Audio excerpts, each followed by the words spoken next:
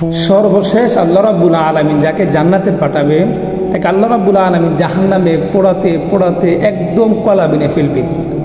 তখন আল্লাহ রাব্বুল আলামিন জিবরাইল আলাইহিস সালামকে বলবে, জিবরাইল যাও তো জাহান্নামে আমার এমন কোনো বান্দা আছে কিনা যার মধ্যে ঈমানের চিঠি কোটা রয়েছে।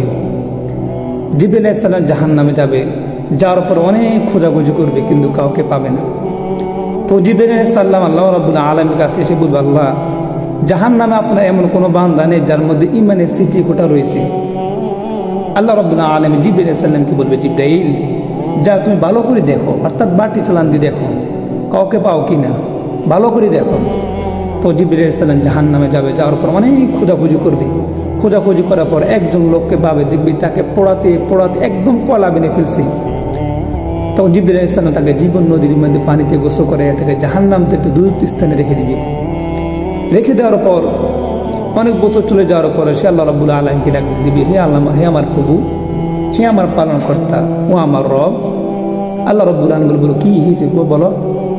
বলবে, আল্লাহ আমি আপনার কাছে হাজারো শুকরিয়া কৃতজ্ঞতা, আপনি আমাকে জাহান্নাম থেকে মুক্তি দিয়া জীবন নদীর মধ্যে পানিতে গোসল করে জাহান্নাম থেকে দূরত্ব স্থান রেখে দিয়েছেন। আল্লাহ আমি অনেক খুশি, আপনার কাছে কৃতজ্ঞতা।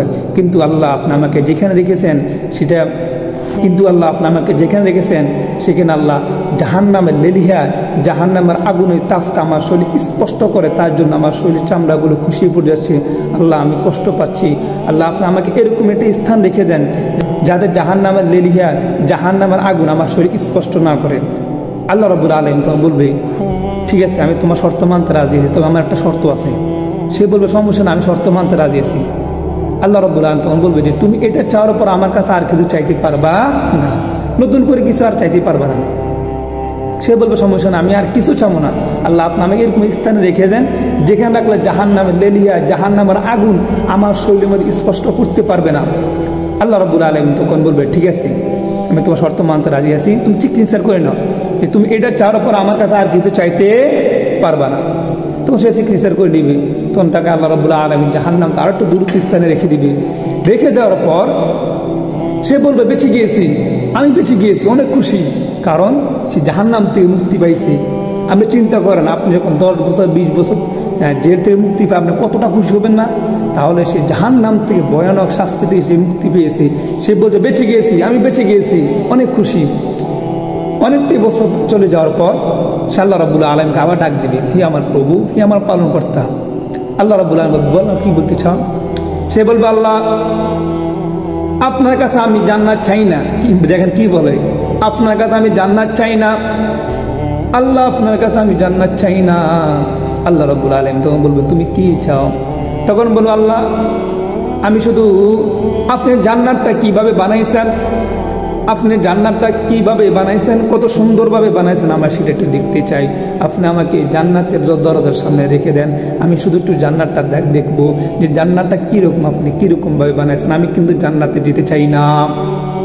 আল্লাহ রাব্বুল আলামিন বলল, তুমি না আমার সাথে ওয়াদা দিয়েছো, তুমি না আমার সাথে ওয়াদা দিয়েছো যে তুমি এটা চাওয়ার পর আমার কাছে আর কিছু চাইবে না, তার তুমি আবার এটা চাইতেছো? তো সে বলবে, আল্লাহ আমি কিছু চাই না, আমি তো জান্নাত চাই না, আল্লাহ আমি শুধু চাই আপনার জান্নাত দেখতে চাই, আল্লাহ এটা চাওয়ার পর আমি আর কিছু চাবো না, আর কিছু চাবো না, আপনার সাথে ওয়াদা দিলাম। তো আল্লাহ বলে, ঠিক আছে, সিগনেচার করে নাও যে এটা চাওয়ার পর তুমি আমার কাছে আর কিছু চাইতে পারবা না। তখন সে সিগনেচার করে নেবেন। আল্লাহ রাব্বুল আলামিন তখন ফেরেশতাদেরকে আদেশ দিবে, যাও তোমরা তাকে জান্নাতের দরজার সামনে রেখে দাও। তো যখন তাকে জান্নাত দরজার সামনে রেখে দিবে, অনেক বছর কেটে যাবে, সেই জান্নাতের সৌন্দর্য দেখতেছে, জান্নাতটা কত সুন্দর, এবারে সেখানে হুর আর যত অনেক কিছু, মানে সে অনেক কিছু দেখতে পারতেছে, তার থেকে খুব ভালো লাগতেছে। একটা কথা চিন্তা করেন যে আপনার কাছে টাকা আছে কিন্তু আপনি একটা খাবার আপনার পছন্দনীয় কিন্তু খেতে পারতেছেন না, তাহলে আপনার থেকে কি কষ্ট লাগবে না? লাগবে না? অবশ্যই লাগবে না? যে আপনার কাছে টাকা আছে কিন্তু খেতে পারতেছেন না, তাহলে আপনার তো কষ্ট লাগবে না? তাহলে সে জান্নাতটা দেখতে পারতেছে, সম্পূর্ণ সবকিছু দেখতে পারতেছে কিন্তু ভোগ করতে পারতেছে না, তার থেকে কষ্ট লাগবে কি লাগবে না? অবশ্যই লাগবে। তো অনেক বছর কেটে যাওয়ার পর সে আল্লাহ রাব্বুল আলামিনকে ডাক দিয়ে বলবে, ইনদি সোয়াল, তাহলে একটা প্রশ্ন করতে চাই। হ্যাঁ, সমস্যা নেই, প্রশ্ন করো। তো বলবো, আল্লাহ আপনি যখন কোনো নতুন কোনো সিদ্ধান্ত নেন, ডিসিশন নেন, তখন কি কারোর থেকে অনুমতি নেন? আল্লাহ বলবো, না, তো আমি তো সবার বড় বাদশা, আমি তো সবার প্রভু, আমি তো সবার সৃষ্টিকর্তা, আমি মন যা চাই তাই করি, আমি তো কার থেকে অনুমতি নিই না, কেন, কি হয়েছে? বলবো, আল্লাহ বলবে আল্লাহ আপনার কাছে আমি জান্নাত চাই না, আল্লাহ আমাকে হতভাগা বানাইয়া কি লাভ হবে, ও আল্লাহ আপনি আমাকে জান্নাত দেওয়া দরকার নাই, আপনি আমাকে জান্নাতের একটা কোণা মেয়েদের রেখে দেন, আল্লাহ আমি আর কিছু চাই না। আল্লাহ রাব্বুল আলামিন তো রাগান্বিত হয়ে বলবে, হে ধ্বংস হোক আদম জাতি, তুই আমার সাথে বারবার ওয়াদা দিচ্ছিস আর ওয়াদা ভঙ্গ করতেছিস, ওয়াদা দিচ্ছিস আর ওয়াদা ভঙ্গ করতেছিস। আল্লাহ রাব্বুল আলামিন তখন ধ্বংস বলবে, হে আদম ধ্বংস হোক। সে কান্না করা শুরু করবে, সে আল্লাহর কাছে কাকুতি মিনতি শুরু করবে। তখন আল্লাহ রাব্বুল আলামিন রহমত একটা জোশ লেগে যাবে, আল্লাহর রহমতের জোশ লেগে যাবে। আল্লাহ রাব্বুল আলামিন বলবে, ঠিক আছে ফেরেশতাদেরকে আদেশ দিবে, দাও তোমরা জান্নাতের দরজা খুলে দাও, তাকে জান্নাতে দিতে দাও। তখন সে জান্নাত যখন ঢুকবে এমন এক দৌড় দিবে, আল্লাহ রাব্বুল আলামিন বলবে, এ দাঁড়া। দেখেন আল্লাহ রাব্বুল আলামিন, এ দাঁড়া, আমি তোকে জান্নাতে পাঠাইছি ভালো কথা, তুই দৌড় দিলি কেন? সে বলবে, আল্লাহ শুরু থেকে আমি সিটার বাটফারি তার কম করলাম না, আপনি আমাকে জাহান্নাম থেকে মুক্তি দিলেন, মুক্তি দেওয়ার পর যখন জাহান্নাম থেকে একটু দূরত্ব স্থান রেখে দিয়েছেন, আমি সেখান থেকে চালাই করি আরো একটু দূরত্ব স্থানে গেলাম, সেখান থেকে চালাই করি আমি জান্নাতের দরজার সামনে গেলাম, সেখান থেকে চালাই করি আল্লাহ আমি জান্নাতে ঢুকলাম। আল্লাহ এখন আমি এমন এক জান্নাতের এমন এক কোণার মধ্যে ঢুকবো যাতে আপনি আমাকে না দেখেন। আল্লাহ রাব্বুল আলামিন তার কথা শুনে আল্লাহর রহমত এটা জোশ লেগে যাবে। আল্লাহ রাব্বুল আলামিন তোকে বলবে, বান্দা তুই আজকে আমার কাছে যা চাইবি আমি তোকে তাই দিতে রাজি আছি, তুই আমার কাছে কি চাইবি বল। তখন সে বলবে, আল্লাহ আমার এটা লাগবে, বাড়ি লাগবে, গাড়ি লাগবে, নারী লাগবে, এই লাগবে, ওই লাগবে। আল্লাহ রাব্বুল আলামিন তখন তাকে দিতে থাকবে, দেওয়ার পর সে বলবে, আল্লাহ আমার আর কোনো প্রয়োজন নেই। আল্লাহ রাব্বুল আলামিন বলবে, মোনা খেলাতে এখনো শেষ হয়নি, মাত্র শুরু হয়েছে, খেলা এখনো শেষ হয়নি, মাত্র শুরু হয়েছে, তুই আমার কাছে যা চাইবি আমি তোকে তাই দিতে রাজি আছি, চা। তখন সে আরো অনেক কিছু চাইবে, আল্লাহ রাব্বুল আলামিন তাকে দিতেই থাকবে।